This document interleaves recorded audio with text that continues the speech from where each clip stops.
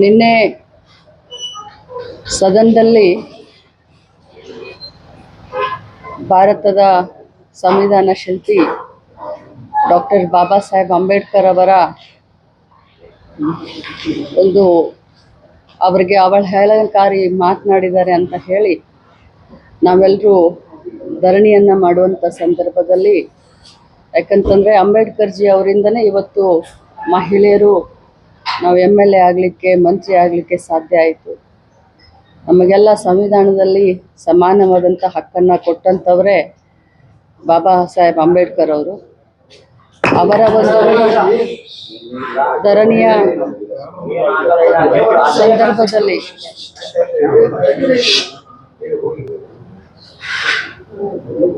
ಎಲ್ಲರೂ ಧರಣಿ ಮಾಡಿ ಮುಗಿಸಿ ನಾವೆಲ್ಲ ಕೂತ್ಕೊಂಡಿದ್ವಿ. ಸಭೆ ಕೂಡ 10 ನಿಮಿಷ ಮಾನ್ಯ ಸಭಾಪತಿಗಳು ಅಡ್ಜನ್ ಅಂತ ಹೇಳಿ ಅವರು ಒಳಗೆ ತಮ್ಮ ಸಭಾಪತಿ ಕಚೇರಿಗೆ ಹೋದ ತಕ್ಷಣ ನಾನು ನನ್ನ ಸೀಟಿನ ಮೇಲೆ ಸುಮ್ಮನೆ ಕೂತ್ಕೊಂಡಿದ್ದೆ. ಆದರೆ CT ರವಿ ಅವರು ನಮ್ಮ ನಾಯಕರಾದಂಥ ರಾಹುಲ್ ಗಾಂಧಿ ಅವರಿಗೆ ಡ್ರಗ್ ಅಡಿಕ್ಟು ಅಂತ ಹೇಳಿ 3-4 ಬಾರಿ ಅಂದರು. ನಾನು ಮತ್ತೇನು ಸುಮ್ಮನೆ ಕೂತ್ಕೊಂಡೆ ತಾಳ್ಮೆಯಿಂದ. ಮತ್ತೆ ನನ್ನನ್ನು ನೋಡಿಕೊಂಡು ಡ್ರಗ್ ಅಡಿಕ್ಟ್ ರಾಹುಲ್ ಗಾಂಧಿ ಅಂತಂದರು.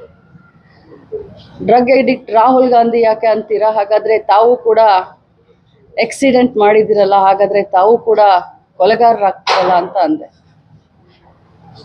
ನಾನು ಹಾಗೆ ಅಂದ ತಕ್ಷಣವೇ ತಿರುಗಿ ತಾವೆಲ್ಲರೂ ಕೇಳಿದ್ದೀರಾ, ನನಗೆ ಆ ಪದವನ್ನು ಬಳಸಲಿಕ್ಕೆ ತುಂಬ ಅಸಹ್ಯ ಆಗುತ್ತೆ. ನಾಗರಿಕ ಸಮಾಜದಲ್ಲಿ, ರಾಜಕಾರಣದಲ್ಲಿ ಭಾಳಷ್ಟು ಧೈರ್ಯ ಮಾಡಿ, ಭಾಳಷ್ಟು ಕಷ್ಟದಿಂದ ಒಬ್ಬ ಸಾಮಾನ್ಯ ಕಾರ್ಯಕರ್ತೆಯಾಗಿ ಇಲ್ಲಿವರೆಗೆ ಒಬ್ಬ ರಾಜ್ಯದ ಎಲ್ಲ ಮಹಿಳೆಯರನ್ನ ಪ್ರತಿನಿಧಿಸ್ತಾ ಇದ್ದೀನಿ. ಇಂಥ ಸಂದರ್ಭದಲ್ಲಿ ನನಗೆ ಆ ಮಾತನ್ನು ಒಮ್ಮೆ ಎಲ್ಲ 10 ಬಾರಿ ಹೇಳಿ ನನ್ನನ್ನು ತೇಜೋವಧೆ ಮಾಡಿದರು. ಇದಕ್ಕೆಲ್ಲ ಹೆದರೋದಿಲ್ಲ ನಾನು. ಆದರೆ ನಾನು ಕೂಡ ಒಬ್ಬ ತಾಯಿ, ಒಬ್ಬ ಅಕ್ಕ, ಒಬ್ಬ ಅತ್ತೆ.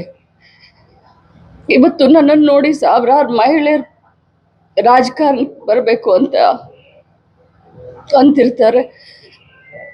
ಇರುವಂಥ ನಮ್ಮವ್ರಿಗೇ ಅದು ಸದನದಲ್ಲಿ ಈ ರೀತಿ ಮಾತಾಡಿದ್ರೆ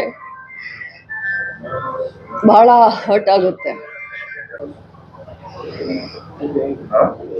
ನೋಡಿ, ನಾವು ರಾಜಕಾರಣದಲ್ಲಿ ರೋಷಾವೇಶವಾಗಿ ನಾವು ಭಾಷಣವನ್ನು ಮಾಡಬಹುದು. ಆದರೆ ಇಲ್ಲಿಯವರೆಗೆ ನಾನು ಹುಟ್ಟಿದಾಗಿಂದ ಒಂದು ಇರುವೆ ಕೂಡ ಕಾಟ ಕೊಟ್ಟಂತವಳಲ್ಲ. ನಾನು ನನ್ನ ಪಾಡಿಗೆ ರಾಜಕಾರಣ ಮಾಡಿಕೊಂಡು ಕೈಲಾದಷ್ಟು ಜನರ ಸೇವೆಯನ್ನು ಮಾಡ್ಕೊಂಡಿದ್ದಂತ. ಕೆಟ್ಟದ್ದನ್ನು ನೋಡಿದ್ರೆ, ಕೆಟ್ಟವ್ರನ್ನ ಕಂಡ್ರೆ ದೂರ ಹೋಗೋಂಥ ಸ್ವಾಭಾವಿಕ ರಾಜಕಾರಣದಲ್ಲಿ ಇದೀವಿ ಅಂತಂದರೆ ನಾವು ಸ್ವಲ್ಪ ಧೈರ್ಯದಿಂದ ಇರಬೇಕಾಗತ್ತೆ. ಆದರೆ ವಿಧಾನ ಪರಿಷತ್ತು ಅಂತಂದರೆ ಹಿರಿಯರ ಚಾವಡಿ, ಬುದ್ಧಿವಂತರ ವೇದಿಕೆ. ಆ ವೇದಿಕೆಯಲ್ಲಿ ಅವ್ರು ಮಾತನಾಡಬೇಕಾದ್ರೆ ಎಲ್ಲರೂ ಧೃತರಾಷ್ಟ್ರ ಆದರು. ಅದು ಭಾಳ ಕೆಟ್ಟ ಅನಿಸ್ತು.